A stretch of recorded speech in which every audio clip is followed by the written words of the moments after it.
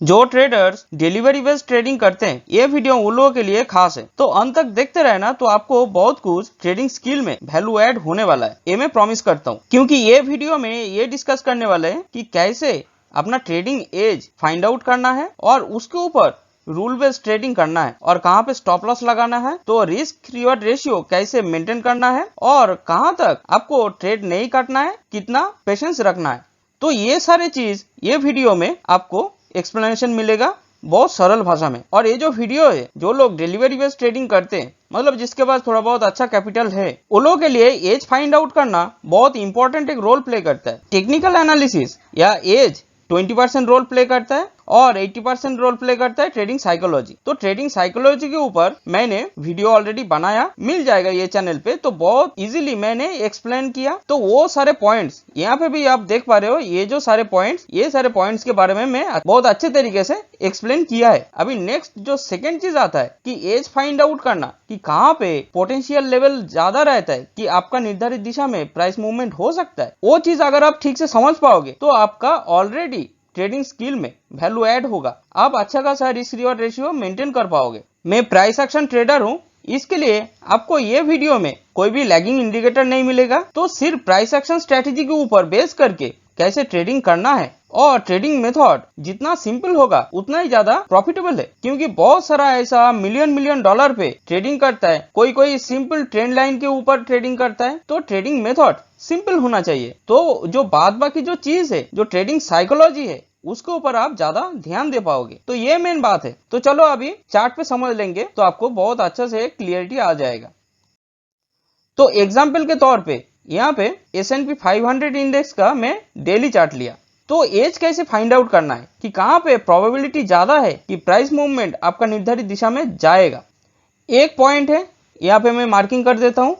एक पॉइंट है और एक पॉइंट है और ये एक पॉइंट है और ये भी एक पॉइंट है। ये जो चार जगह पे मैं अभी डिस्कस करने वाला हूँ, ये अगर आप समझ पाओगे तो आपको रिस्क रिवॉर्ड रेशियो मेंटेन करने में दिक्कत नहीं होगा और इजीली आप अपना ट्रेडिंग एज फाइंड आउट कर सकते हो। तो पहले ये फर्स्ट और ये सेकंड, ये मैंने मार्किंग किया। तो ये दोनों पोजीशन पे थोड़ा ध्यान दो। तो यहाँ पे कैसे सिमिलरिटीज है और कैसे आपको ट्रेडिंग करना है, कहाँ पे स्टॉप लॉस लगाना है, ये समझ लो। तो पहले ये पोजीशन पे अच्छा से ध्यान दो। यहाँ पे कुछ समझने लायक है। ये अगर समझ पाओगे तो ये पोजीशन भी आप इजीली विजुअलाइज कर पाओगे। ठीक है, तो पहले ये पोजीशन को लेके बात कर लेते हैं। तो देखो, यहाँ पे एक बुलिश मूवमेंट हुआ था, एक बुलिश पुश हुआ था। कुछ दिनों में अच्छा खासा एक बुलिश रैली हुआ था। अभी उसका रिट्रेसमेंट इतना छोटा सा ही था, जो कि ये 50% लेवल के ऊपर है। काफी ऊपर से ये रिट्रेसमेंट खत्म करके अपसाइड मूवमेंट देने लगा। ठीक है, तो generally pull back and scaling strategy यही बोलते हैं कि इतना डिस्टेंस आपको ए लेवल से मेजर करना है अपसाइड।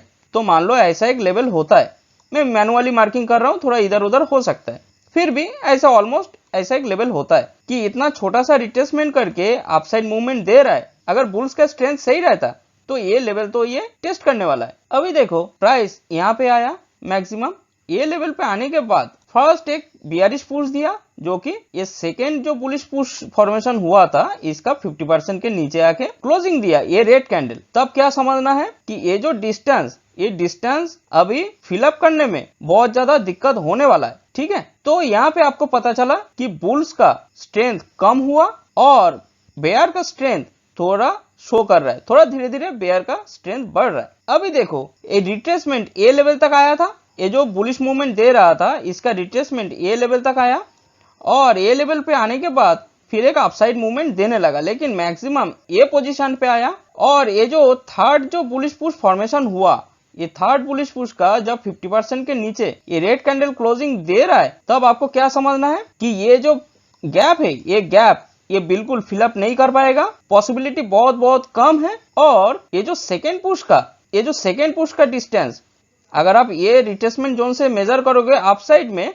फिर भी आपका ऐसा एक लेवल होता है। तो देखो, पहले ये एक बड़ा गैप बना था, उसके बाद देखो ये भी और एक गैप बना था जो प्राइस फिलअप नहीं कर पाएगा, ऐसा सोचना है। तो देखो, दो जो गैप फॉर्मेशन हुआ जो फिलअप नहीं कर पा रहा है, इसका मतलब कि प्राइस को एक डाउनसाइड झटका देगा अच्छा खासा। ठीक है, एटलीस्ट ये जो मूवमेंट हुआ था, ये जो टोटल ये इतना लेवल पे ये टेस्ट कर सकता है, इसका पॉसिबिलिटी ज्यादा है। तो उसी हिसाब से जब ये रेड कैंडल फॉर्मेशन हो रहा था, ये जो थर्ड जो बुलिश पुश फॉर्मेशन हुआ, इसका 50% के नीचे जब ये रेड कैंडल क्लोजिंग दे रहा है, ऐसा टाइम पे वही दिन का एंडिंग सेशन में, तो आपको क्या करना है, सेल साइड पे जाना है और स्टॉप लॉस ऊपर रखना है। तो आपका रिस्क कितना है और बिंदास आपको 1:34 रिस्क रिवार्ड रेशियो मिल पाएगा बोल के आप ट्रेडिंग करोगे। तो एक बेस्ट एक सेटअप हुआ जो आपको एज आइडेंटिफाई करने में बहुत ज्यादा मदद करेगा। अभी और एक चीज है वो थोड़ा देख लो। अभी यहाँ पे आपको पता चला कि सेकेंड पुश बहुत छोटा है, तो ऐसा एक लेवल हो रहा था, अगर बुलिश ट्रेंड सही रहता तो ये लेवल वो टेस्ट कर सकता था।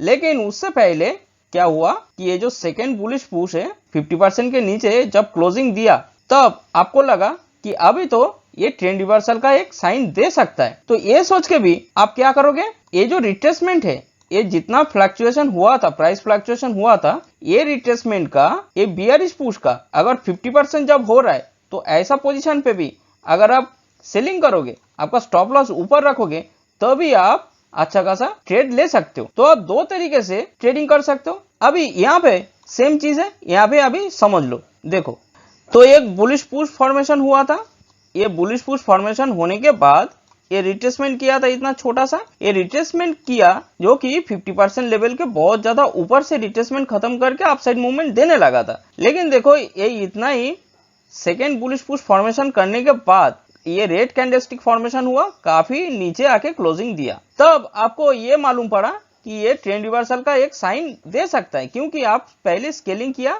ये जो बुलिश पुश है इसका जो डिस्टेंस है, आप ये रिट्रेसमेंट जोन से अपसाइड मेजर किया तो काफी ऊपर है, जगह नहीं बोल के मैं यहाँ पे मार्किंग कर रहा हूँ। तो देखो, ये फर्स्ट एक गैप है जो फिलअप नहीं कर पाया, और उसके बाद देखो अच्छा खासा एक बियरिश मूवमेंट देने के बाद फिर ये जो और एक जो बुलिश पुश फॉर्मेशन किया, ये जो बुलिश पुश फॉर्मेशन किया, इसका जब 50% के नीचे आके ये रेड कैंडलस्टिक क्लोजिंग दे रहा है, तब आपको क्या सोचना है कि ये जो बुलिश पुश है, इससे पहले आपको फिर वही मेथड है, वही स्केलिंग करना है। कहां से, ये जो फॉर्मेशन हुआ था बुलिश पुश पहले ही, इसका डिस्टेंस प्राइस फ्लक्चुएशन आप ये रिट्रेसमेंट जोन से, ए लेवल से अपसाइड मेजर करोगे। तो मान लो ऐसा एक लेवल होता है जो कि ये प्राइस फिलअप करने का क्षमता खो दिया, तो आपको फिर एक दो गैप मिला, तो आप बिंदास ये पोजीशन पे भी आप सेलिंग कर सकते हो। जब 50% के नीचे वही दिन का एंडिंग सेशन में जब क्लोजिंग दे रहा है, ऐसा आपको लग रहा है, तब आप बिंदास यहाँ पे सेलिंग कर सकते हो, ऊपर स्टॉप लॉस लगा सकते हो, और देखो आपको आराम से 1:34 रिस्क रिवार्ड रेशियो मिल जाए। तो ऐसे तरीके से सोचना है। और एक जो मेथड के बारे में मैं बात किया था, ये पोजीशन पे भी वही सेम मेथड अगर आप अप्लाई करोगे तो भी देखो आपको अच्छा खासा ट्रेड मिलेगा। कैसे, तो यहाँ पे वही सेम फॉर्मेशन हुआ कि ये जो बियरिश पुश दिया, यहाँ पे भी ये जो बियरिश पुश दिया, ये बियरिश पुश का जब 50% लेवल पे आया यहाँ पे, तब आप क्या करोगे, मान लो ये जो बियरिश पुश है, ये टोटल इसका 50% लेवल ऐसा एक लेवल होता है, आप ये पोजीशन पे भी सेलिंग कर सकते हो। आप स्टॉप लॉस आपको ऊपर रखना पड़ेगा, तब आपका रिस्क इतना बड़ा है जो कि थोड़ा सा कंफर्टेबल नहीं रहेगा, क्योंकि रिस्क बड़ा रहेगा तो आपको क्वांटिटी कम लेना पड़ेगा, और उसी हिसाब से रिस्क रिवार्ड रेशियो मेंटेन करने में बहुत ज्यादा दिक्कत है। तो आपको ये देखना है ऑल टाइम कि रिस्क आपको कितना बैठ रहा है। अगर छोटा रिस्क होता है और क्वालिटी पोजीशन मिल रहा है, तो फिर आप बिंदास ट्रेडिंग कर सकते हो। अभी जो जैसे मैं बोला कि ये पोजीशन बहुत ज्यादा इंपॉर्टेंट है, मैं सबसे ज्यादा प्रेफर करता हूँ ऐसा, अगर प्राइस एक्शन पैटर्न अगर फॉर्मेशन होता है तो जरूर ट्रेडिंग करना है। कैसे, वो देखो पहले ये जो बियरिश मूवमेंट आपको दिखाई दे रहा है, ये दो पुश में आप अगर डिवाइड करोगे तो कैसे डिवाइड करना है, देखो फर्स्ट एक बियरिश पुश है, इसका रिट्रेसमेंट इतना है, तो ये आपको सेकेंड पुश दिया, जो कि ये जो फर्स्ट जो बियरिश पुश है, ये जो प्राइस फ्लक्चुएशन है, ये रिट्रेसमेंट जोन से अगर आप स्केलिंग करोगे, मेजर करोगे तो और काफी नीचे होता है, तो जगह नहीं बोल के मैं ऐसा एक लेवल पे मार्किंग कर रहा हूँ। तो पहले तो ये लेवल वो फिलअप नहीं कर पाया, उससे पहले एक रिट्रेसमेंट दिया, तो यहाँ पे ये शो कर रहा है सेलर का स्ट्रेंथ थोड़ा कम हुआ, बायर का स्ट्रेंथ थोड़ा बहुत अच्छा दिख रहा है। अभी देखो फिर ये रिट्रेसमेंट करने के बाद फिर डाउन साइड मूवमेंट देने लगा, लेकिन ये लेवल पे आने के बाद फिर वो अपसाइड पुश देने लगा था।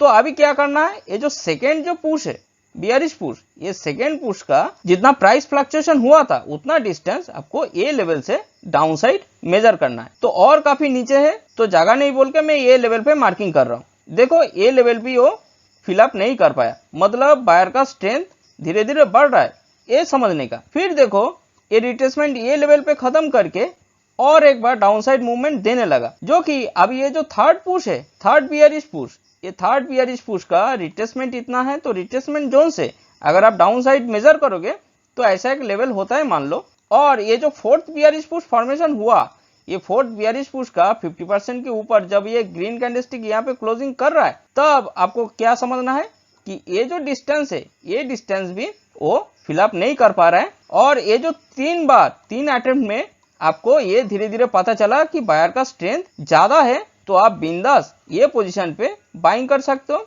और नीचे स्टॉप लॉस लगा सकते हो। तो आपका रिस्क इतना छोटा सा है और 1:3 रिस्क रिवॉर्ड रेशियो आपको आराम से मिल जाता। तो ऐसे तरीके से आपको सोचना है कि कहाँ पे बायर और सेलर का स्ट्रेंथ कम हो रहा है, कहाँ पे ज्यादा हो रहा है, ये आपको थोड़ा बहुत आइडिया होना चाहिए। और pull back and scaling strategy ये अगर आप ठीक से थोड़ा समझने का कोशिश करोगे तो यही चीज आपको सब कुछ बता देता है। और ये स्ट्रेटेजी एक यूनिक अप्रोच है जो कभी आपने सुना भी नहीं होगा, देखा भी नहीं होगा। ये पहली बार मेरे मुंह से ही ये स्ट्रेटेजी आपको सुनने को मिल रहा है। तो ये चीज के ऊपर मैं चाहता हूँ कि काम करो, सिर्फ प्राइस एक्शन को देखो और विजुअलाइज करने का कोशिश करो। और यही चीज कोई भी टाइम फ्रेम का चार्ट में ये एप्लीकेबल है, तो आप बिंदास देख सकते हो यहाँ पे, तो आपको समझ में आ जाएगा। शॉर्ट टर्म ट्रेडिंग के लिए भी एप्लीकेबल है और लॉन्ग टर्म ट्रेडिंग के लिए भी एप्लीकेबल है। ठीक है, ये पोजीशन पर्टिकुलर ये पोजीशन आपको ट्रिपल कॉन्फर्मेशन दिया यहाँ पे, यहाँ पे, यहाँ पे कि बायर का स्ट्रेंथ भाई अभी काफी ज्यादा हुआ, तो आप बिंदास निश्चिंत होके आप ट्रेडिंग कर सकते हो। ये आपका एज है, अगर आप बोलोगे तो यही मेरा एज है। ठीक है, अभी ये पोजीशन पे फोकस करो। ये भी और एक पोजीशन है जो आपको समझना चाहिए। तो देखो यहाँ पे बियरिश मूवमेंट चल रहा है और ये बियरिश मूवमेंट का रिट्रेसमेंट हो रहा है। अभी रिट्रेसमेंट ये लेवल पे आने के बाद फिर और एक बार बियरिश मूवमेंट दे रहा है। देखो फिर और एक बार बुलिश पुश दिया। अभी ये बुलिश पुश भी ये लेवल पे जाने से पहले ये जो एक बुलिश पुश फॉर्मेशन हुआ था, इसका 50% के नीचे जब ये रेड कैंडल क्लोजिंग दे रहा है यहाँ पे, तब आपको ये सोचना है कि नहीं भाई ये जो बियरिश मूवमेंट चल रहा था, ये बियरिश मूवमेंट का रिट्रेसमेंट मैक्सिमम ये लेवल तक आ पाया, इसके ऊपर जाने का संभावना बहुत कम है। तो आपको प्रोबेबिलिटी लेके ही खेलना है।